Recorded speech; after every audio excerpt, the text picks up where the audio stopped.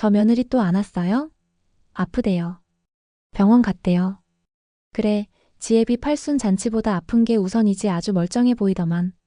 잔치집 마당에 쏟아지는 눈총을 견디는 건 또 제 몫이었습니다. 그날도 그 전날도 그리고 그 전전날도 똑같았죠. 근데요, 그렇게 단단하던 사람들도 죽음 앞에선 변하긴 하더라고요. 그럼 오늘의 사연 시작하겠습니다. 아버님 생신날은 며칠이죠? 아직 연애 중이던 시절. 어느 날 조심스럽게 물어본 적 있어요. 남편은 뒷목을 긁적이며 말했죠. 5월 18일. 우리 아버지랑 엄마 생일이 사흘 차이야. 합쳐서 하는 편이거든. 그때만 해도 저는 그걸 부럽다고 생각했어요. 부부가 같은 달에 생일이라니 왠지 서로 챙겨주기 좋겠구나 싶었죠. 참 순진했죠. 시집을 간 지 딱 3개월째 되던 5월. 시댁에선 대대적인 생신 잔치를 준비 중이었어요. 지안아, 이번엔 네가 메인 요리 맡아줘야겠다. 큰집 어른들도 다 오신단다. 시어머니 목소리는 항상 명령형이었어요. 어디 부탁조차 예쁘게 못하실까 싶었지만 첫 잔치니까 열심히 해야겠다 싶어 레시피도 몇 날 며칠을 뒤적였죠. 그런데 문제는 어머님 죄송해요. 저열이 계속 나서 병원 다녀왔는데 독감이라네요. 잔칫날 아침 저는 고열에 정신을 잃기 직전이었어요. 근육통에 오한, 토하고 쓰러지고 진짜로 못 갈 상태였거든요. 근데도 시어머니는 아이고 누워있는 와중에도 전화를 다 하네. 그래, 많이 아프겠다. 뭐 사람 불러서 하면 되지. 다음엔 아프지 마라잉? 표정 없는 목소리. 그 뒤로 들려오는 소곤거림.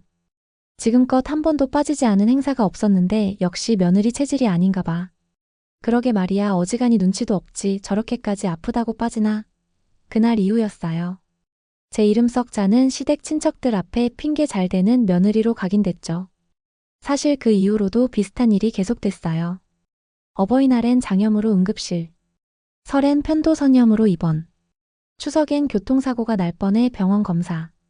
그리고 3년 뒤 시부모님의 팔순잔치 날엔 진짜로 숨도 못 쉴 만큼 아팠습니다. 지안아, 올해는 진짜야. 팔순이잖아. 사람들이 얼마나 오는지 알아? 네가 없으면 말이나. 남편은 꼭 그렇게 말했어요. 하지만 저는 그때 병원 침대에 누워 있었거든요. 정확히는 산부인과 병실이었죠. 그날 저는 유산 판정을 받았어요. 지금 상태론 댁에서 무슨 충격 받으셨어요? 의사는 조심스럽게 물었고 저는 눈물로 대답을 대신했죠. 그 팔순 잔치 준비 기간 내내 시어머니는 하루에 3번씩 전화해서 상차림 체크며 접수한 선물 목록이며 하나하나 저한테 다 보고하게 했어요. 잠을 못 자고 밥도 못 먹고 가슴이 두근거리고 호흡곤란까지 왔는데도 팔순이 뭐 대단한 일이라고 꼭 그렇게까지 해야 하나요? 라고 한마디 했더니 시어머니가 내뱉은 말. 넌 평생 아픈 며느리로 남고 싶은 거냐? 참 재수없게도 아픈 날만 골라서 앉는다, 아주. 그렇게 병원에 누워 팔순 잔치 영상을 보는데 제자리는 텅 비어 있었고 화면 속 시어머니는 손님들에게 껄껄 웃으며 말하고 있었죠. 얘는요, 또 아프대요. 우리 며느리는 행사만 잡히면 꼭 아파요. 참 신기해요. 그죠? 사람들 웃음소리에 눈물이 왈칵 쏟아졌습니다. 그때 알았어요. 저 사람들은 제가 없어서 속상한 게 아니라 핑계댔다고 믿고 있었던 거라는 걸요. 그리고 일주일 후 제가 퇴원했을 때 어처구니 없는 일이 벌어졌습니다. 시어머니가 집에 찾아오셨거든요. 손에 케이크 하나 들고. 지안아, 그래도 네가 안 와서 섭섭하긴 했지만 몸은 좀 괜찮니? 그 말에 저는 웃으며 문을 닫았습니다. 어머니, 저 이제 시댁일은 제 건강 다 챙기고 나서 생각할게요. 이젠 아파도 설명하지 않을 거예요. 믿지 않으시잖아요. 시어머니의 얼굴이 굳었습니다. 그제야 알았겠죠. 자신들이 얼마나 큰 잘못을 저질렀는지. 그 후 시댁 행사 때마다 저는 사전 통보만 합니다. 그리고 참석 여부는 제 기준으로만 판단하죠. 남편도 더 이상 저를 말리지 않아요. 왜냐면 그가 본 제 수척한 얼굴, 눈물로 얼룩진 병실, 초음파 화면 속 멈춘 심장, 그건 어떤 팔순 잔치보다 더 큰 일이었으니까요. 시간이 흐르면 다 괜찮아진다고들 하잖아요. 그 말 반은 맞고 반은 틀려요.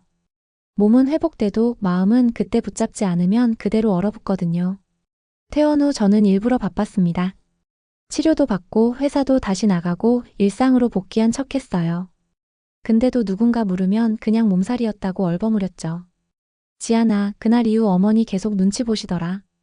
남편이 그랬어요. 한 번은 그러시더라고. 내가 너무했나?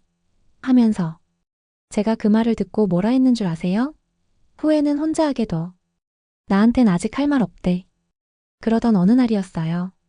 시댁에서 집안회의가 잡혔어요. 아버님 퇴직금 정산 문제랑 팔순잔치 정산 얘기를 하자고 하더군요.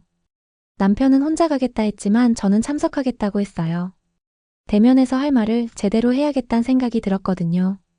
시댁 거실엔 큰 테이블이 놓여 있었고 시누이, 형님들, 조카들까지 총출동이었죠. 시어머니는 제 얼굴을 보는 순간 표정이 굳더니 애써 웃으셨어요. 지안아, 와줘서 고맙다. 네, 저도 정리할 게 있어서요. 모든 이야기 끝나고 사람들이 하나둘 빠져나갈 때 시어머니가 절 붙잡으셨어요. 잠깐만 얘기 좀 하자. 저기 방으로 들어갈래? 방에 들어서자마자 시어머니가 무릎을 꿇으셨어요. 지안아, 내가 잘못했다. 그날 너 그렇게 아픈 줄도 모르고 잔치가 먼저였던 내가 정말 미안하다. 순간 숨이 턱 막히더라고요. 저 사람이 무릎까지 꿇을 만큼 이 상황이 심각했던 거구나 싶으면서도 마음 한편이 확 무너지진 않았어요. 그래서 대답했어요. 어머니, 제가 얼마나 설명했는지 기억하세요? 근데도 다 핑계로 들리셨잖아요. 그냥 저도 이제는 힘이 없어요. 변명도 설득도. 시어머니가 제 손을 덥석 잡으셨어요. 그러니까 용서해줘. 나 너 그렇게 만든 죄 남은 인생 갚으면서 살게. 그제야 제 눈에 눈물이 맺히더라고요.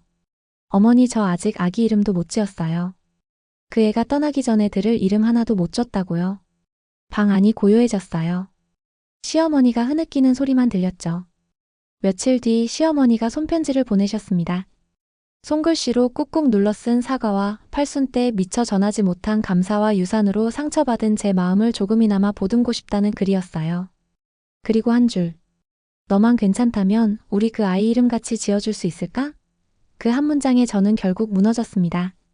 그 후 시어머니와 저는 함께 조용한 산사에 다녀왔습니다. 그 아이의 이름은 하은으로 지었어요. 하늘에서 은혜처럼 왔다가 조용히 떠난 아이. 그날 처음으로 시어머니와 저는 나란히 앉아 같은 하늘을 바라봤습니다. 지안아, 너 없으면 우리 집안 이만큼도 못 돌아간다. 그제야 처음으로 저를 필요한 존재로 인정한 듯한 말. 근데요, 어머니. 필요해서가 아니라 소중해서 붙잡는 게 가족이에요. 이제 그걸 알게 되셨나요? 며칠이 지나 시어머니와 산사에서 돌아온 뒤로는 잠잠한 날들이 이어졌어요. 적어도 저는 그렇게 믿고 싶었죠. 근데요. 세상 사란 게 늘 조용할 때 조심해야 하는 법이잖아요. 남편한테서 전화가 왔어요. 목소리부터 영 꺼림칙했죠. 지아나 시누이들이 이번에 모이자고 하네. 팔순잔치 정산도 정산인데 뭐 좀 이야기하자는 게 있대. 또 정산? 그 한마디에 모든 감정이 되살아났어요. 그리고 며칠 뒤 저는 시댁 식탁 한쪽 끝에 앉아 형님들과 시누이들이 펼쳐놓은 손익계산서를 마주했습니다. 지안 씨는 잔칫날 빠졌잖아요. 솔직히 이건 형평성에 어긋나지 않아요? 맞아요. 정산은 인당 균등이지만 행사당에 빠진 건 빠진 거죠. 도와준 것도 없고 그냥 이름만 올린 거라면 금액에서 조정해야 하는 거 아닌가요? 이 무슨 그동안 묵혔던 불만까지 꺼내려는 눈치였어요. 심지어 조카까지 한마디 보태더군요. 그날 이모 시누이가 음식 준비 거의 다 한 거 아세요? 우리 엄마 팔 빠지는 줄 알았어요. 진짜 남편은 옆에서 말없이 있었어요. 그가 말없이 있다는 건 뭘 잘못 건드리면 터진다는 걸 알 때 하는 반응이었죠. 저는 잠깐 숨을 고르고 천천히 말을 꺼냈어요. 그날 병원 진단서 보여드릴까? 아기 떠났다는 증명서까지 다 챙겨왔어요. 식탁 위 공기가 순간 얼어붙었어요. 저 그날 팔순 잔치 빠진 거 후회 안 해요. 그리고 정산 얘기하시니까 그런데요. 잔치 준비하면서 식자재 주문한 것도, 연락망 만든 것도, 초대장 작업한 것도, 기념 영상 만든 것도 제가 다 했습니다. 형님들 눈이 동그래졌어요. 특히 둘째 형님 조용히 말했죠. 영상은 지안 씨가 만든 거였어요? 네. 형님들 잔치 준비하면서 몇 번이나 단체방 나가고 안익십하셨잖아요. 그 빈자리 저 혼자 다 채운 거예요. 그제야 시누이 한 명이 고개를 푹 숙였어요. 첫째 형님만 여전히 입술을 꼭 다물었지만 표정이 어지간히 불편해 보였어요. 그날 저녁 남편이 조용히 말하더라고요. 지안아, 미안해. 그렇게까지 일했는지도 몰랐어. 괜찮아. 내가 말 안 한 것도 있으니까. 이제부터는 내가 먼저 나설게. 너한테 부담 안 가게 절대. 그 말 들으니 또 눈물이 났어요. 괜찮다고 이젠 다 지나갔다고 생각했는데 사람 마음이란 게 그렇게 쉽게 닳지 않더라고요. 그 후 시누이 한 명이 연락을 해왔어요. 지한 씨, 지난번 내 말 너무 무례했죠. 사실 나 그날 영상 보고 울었어요. 아무도 당신이 한 줄 몰랐는데 그걸 보니까 내가 뭐라고 그랬나 싶어서. 그 한마디에 아, 이게 가족이라는 말로 묶인 인연이라도 인정과 진심은 따로 가는 거구나 싶었죠. 그래서 더 단단히 마음먹었어요. 이제부턴 내 기준으로 살자고. 내가 마음 쓰고 싶은 사람한테만 내 감정, 내 시간, 내 건강을 나눠주자고요. 가족이니까 당연히 해줘야 한다는 말. 그 말 안 믿습니다. 이젠 가족이니까 서로 미안하고 조심스러워야 한다는 걸 배웠거든요. 며칠 동안은 조용했어요. 시댁 쪽 누구도 연락 없었고 저도 연락할 일이 없었고요. 그런데 이상하게 마음이 자꾸 뭔가를 기다리는 것 같았어요. 무엇인지는 모르겠는데 아직 끝나지 않은 일이 있다는 느낌? 그러던 어느 오후 퇴근하고 집 앞에 도착했을 때였어요. 문득 우편함이 눈에 들어왔고 별 생각 없이 열었는데 이게 뭐지? 갈색 봉투 하나. 겉면에 적힌 글씨는 낯익었어요. 바로 시어머니의 손글씨였죠. 봉투를 열기 전부터 심장이 뛰더라고요. 조심스럽게 꺼내보니 접힌 편지 한 장과 복사된 서류 몇 장이 들어있었어요. 편지는 단정한 글씨로 시작됐습니다. 지안아, 며칠 전 내 얼굴 보면서 참 많이 반성했단다. 네가 얼마나 조용히 참았는지도 아무도 몰랐다는 게 내가 제일 미안했어. 그래서 내 마음에 조금이라도 빚을 갚고 싶었다. 편지 끝엔 작은 선물이 하나 더 있다는 말이 있었어요. 그 아래 법무사 사무실 주소와 함께 유산 조정서라는 서류 복사본이 첨부돼 있었고요. 거기엔 정말 제 이름 석 자가 또박또박 적혀 있었어요. 그리고 그 옆엔 이런 문장이 있었습니다. 본인은 사망 시 자산의 일부를 며느리 오오오에게 귀속함을 명시함. 손이 덜덜 떨렸어요. 자산이라는 단어가 중요한 게 아니라 믿음이 담겨 있다는 게 느껴졌거든요. 남편이 퇴근하고 오자마자 봉투를 보여줬어요. 그는 잠깐 말이 없더니 말없이 제 손을 꼭 잡더라고요. 어머니가 많이 생각하신 거네. 응. 나 아직도 잘 모르겠어. 이게 고마워해야 할 일인지 그냥 슬퍼해야 할 일인지. 며칠 뒤 시어머니한테서 전화가 왔어요. 지안아, 편지 봤니? 네, 어머니 그거 부담되면 말해줘. 아직 정식 효력 생긴 건 아니니까. 어머니 그런 말 하지 마세요. 제가 평생 들어온 말 중에 제 이름 석자 들어간 그 문장이 제일 따뜻했어요. 그날 저녁 남편과 저는 술 한 잔 기울이며 이야기를 나눴어요.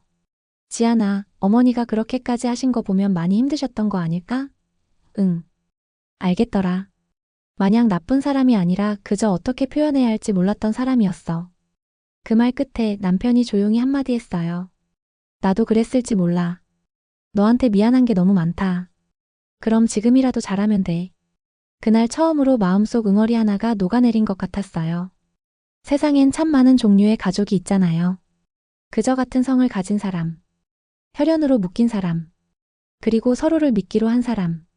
어쩌면 진짜 가족은 세 번째일지도 모르겠다는 생각이 들었어요. 시어머니가 유산 서류를 보내셨다는 얘기가 시댁 쪽에 퍼지는 데는 오래 걸리지 않았어요.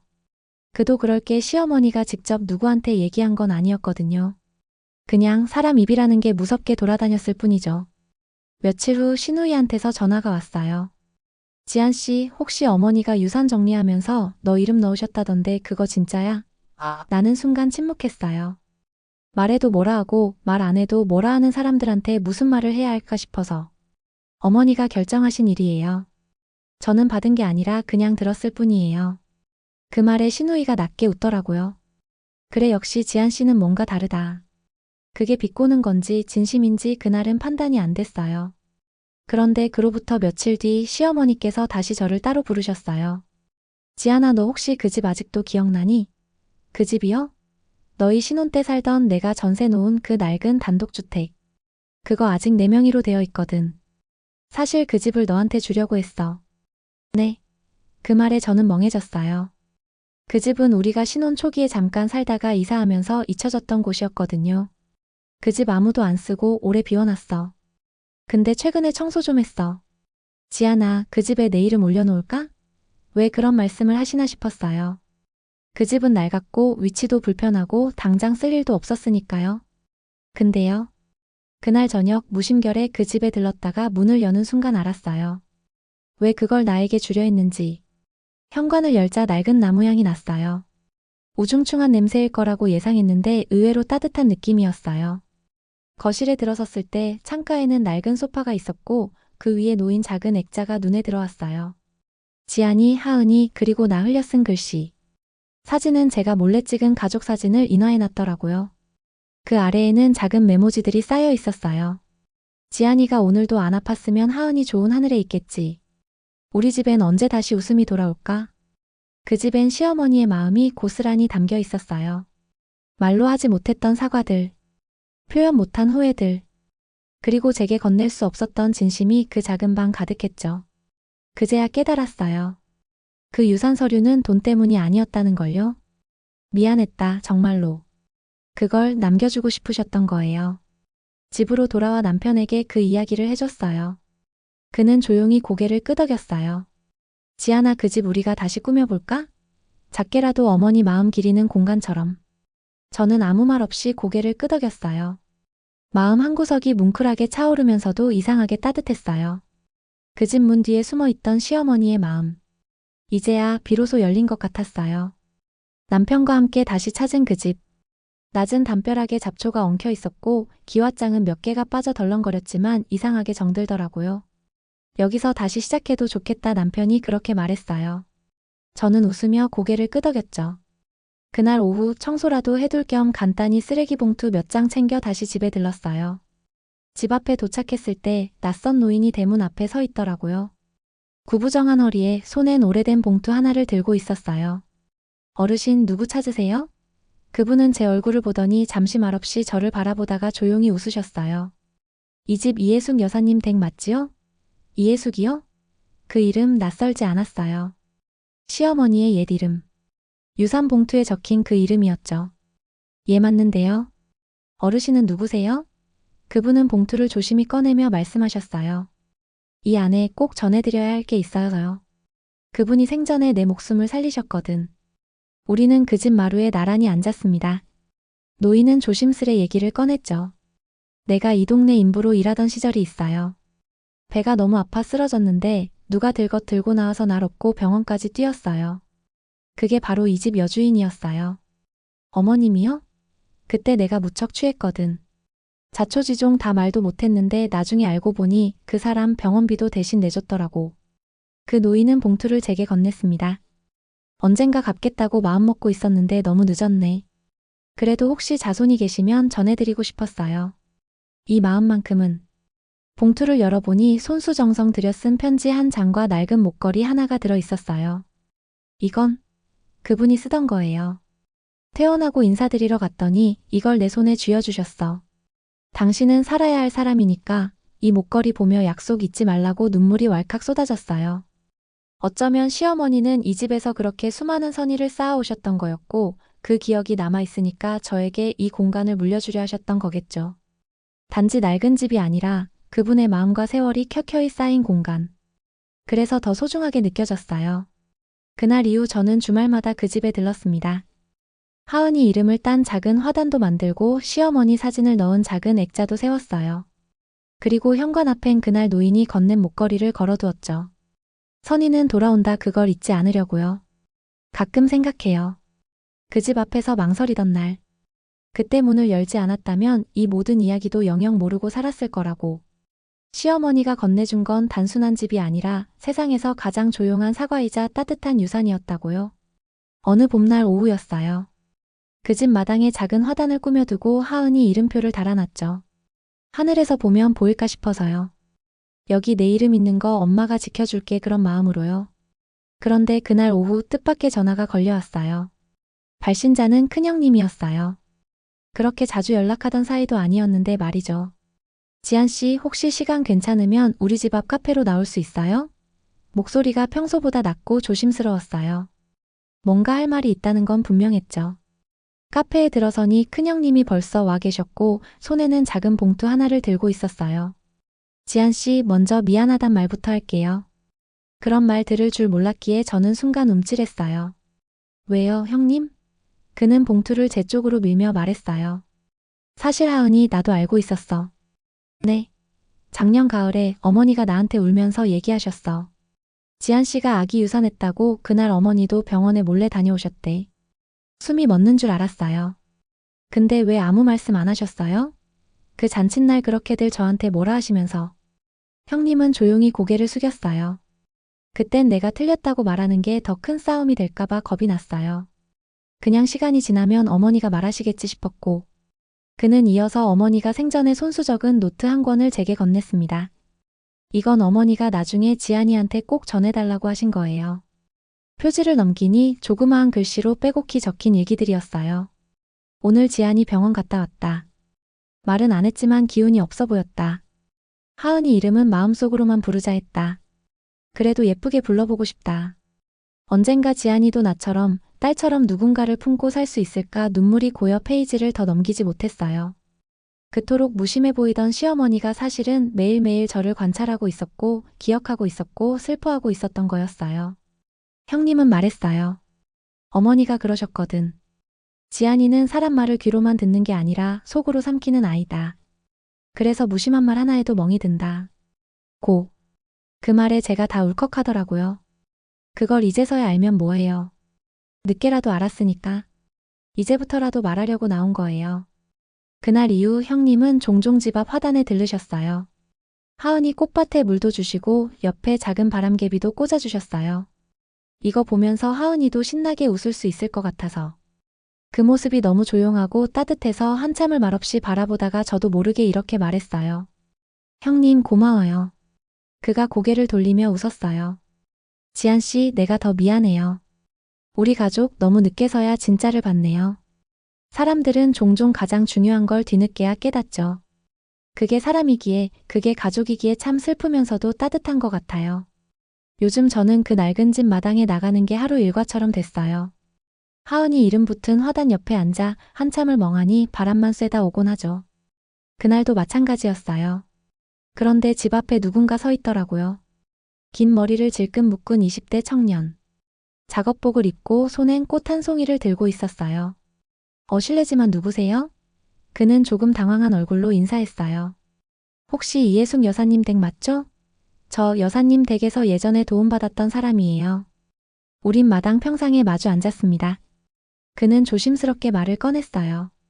저는 이승윤이라고 합니다. 지금은 목공을 배우고 있어요. 근데 제가 중학생 때 그는 잠시 말을 멈추고 꽃을 내려놓았어요. 집이 진짜 어려웠거든요. 엄마가 돌아가시고 아빠도 병으로 눕고 매일 라면으로 연명했어요. 그 이야기에 저는 괜히 마음이 서늘해졌어요. 근데 어느 날 봉투가 오더라고요. 익명으로 온 건데 안에 편지랑 쌀쿠폰이 들어 있었어요. 그게 처음이 아니었어요. 그는 고개를 들었어요. 나중에 알았어요. 그게 다 이예숙 여사님, 여기 살던 주인 할머니가 보내신 거였다는 걸. 저는 말문이 막혔습니다. 시어머니는 한 번도 그런 이야기 한 적 없었거든요. 여사님 돌아가셨다는 소식 듣고 그냥 이렇게라도 찾아뵙고 싶었어요. 감사하단 말 못한 게 자꾸 마음에 걸려서요. 그가 꺼낸 편지 한 장. 색이 누렇게 바랜 편지지엔 반듯한 글씨로 이렇게 적혀 있었어요. 승윤아, 사람은 언제든 넘어질 수 있어. 근데 그 다음이 더 중요하단다. 넘어졌으면 이제 한 뼘씩 일어나 보자. 네가 일어날 수 있도록 내가 조금 손 내밀.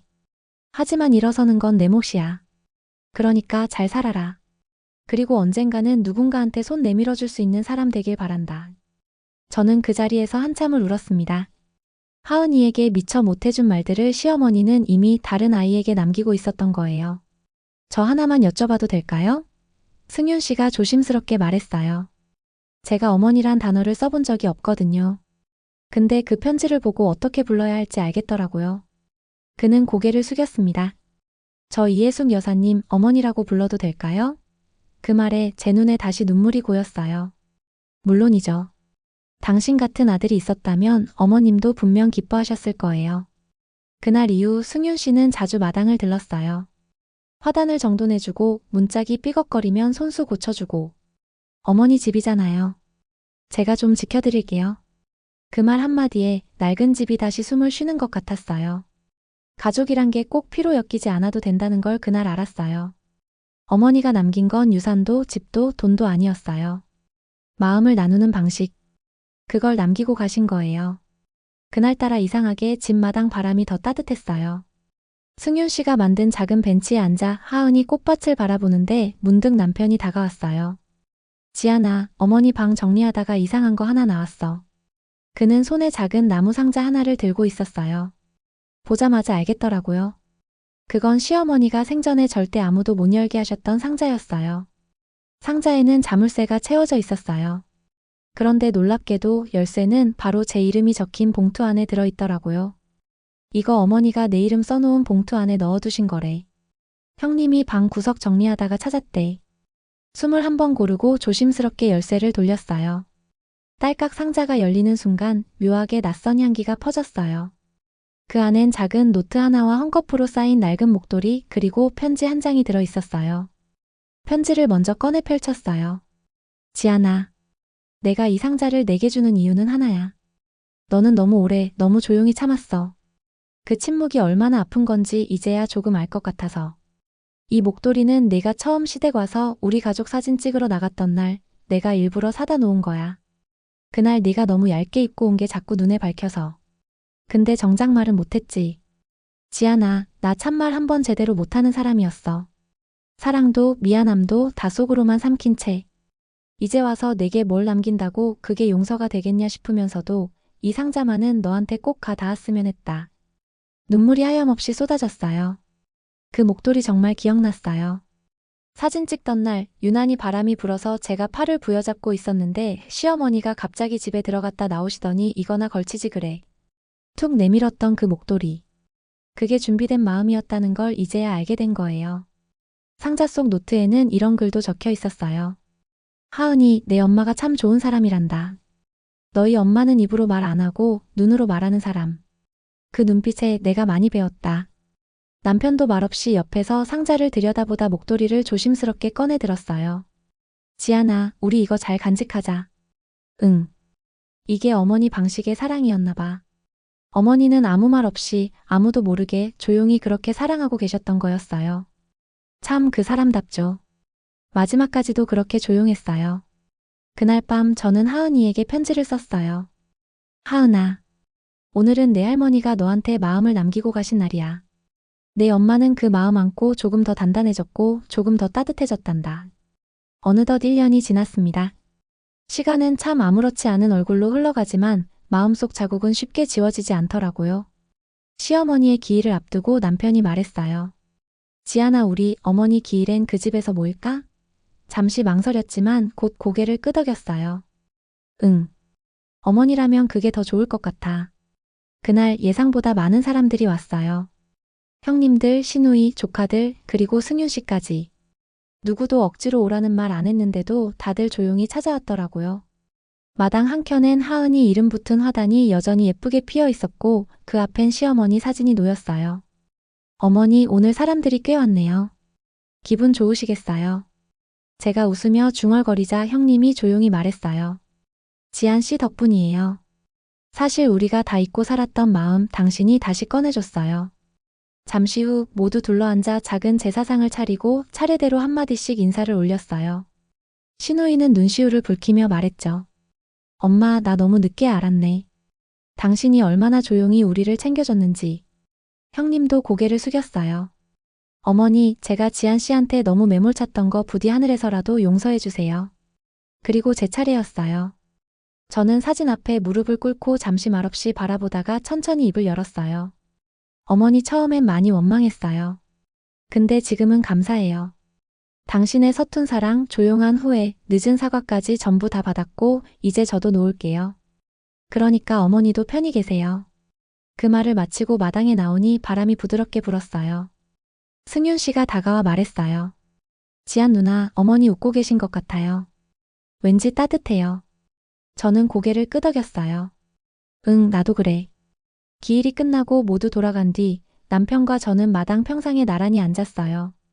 지안아, 어머니가 너한테 정말 많이 미안했나 봐. 그랬겠지. 근데 이제 괜찮아.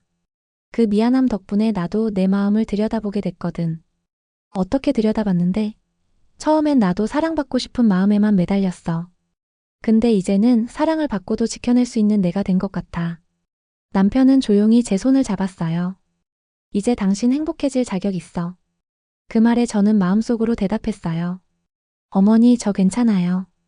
당신이 떠나고 나서야 제 안에 있던 상처들이 모습을 드러냈고 그걸 하나하나 들여다보며 드디어 저 자신을 이해하게 됐어요. 그리고 지금은 진짜 제 삶을 살아가려 합니다. 그 사람을 보내고 나서야 드디어 나를 만났습니다. 시청해주신 여러분 진심으로 감사합니다. 이 이야기가 마음에 와닿으셨다면 구독과 좋아요 한 번씩 그리고 댓글로 응원해주세요. 여러분의 응원은 더 좋은 이야기로 돌아옵니다. 지금까지 미소 한 줌 이야기였습니다. 감사합니다.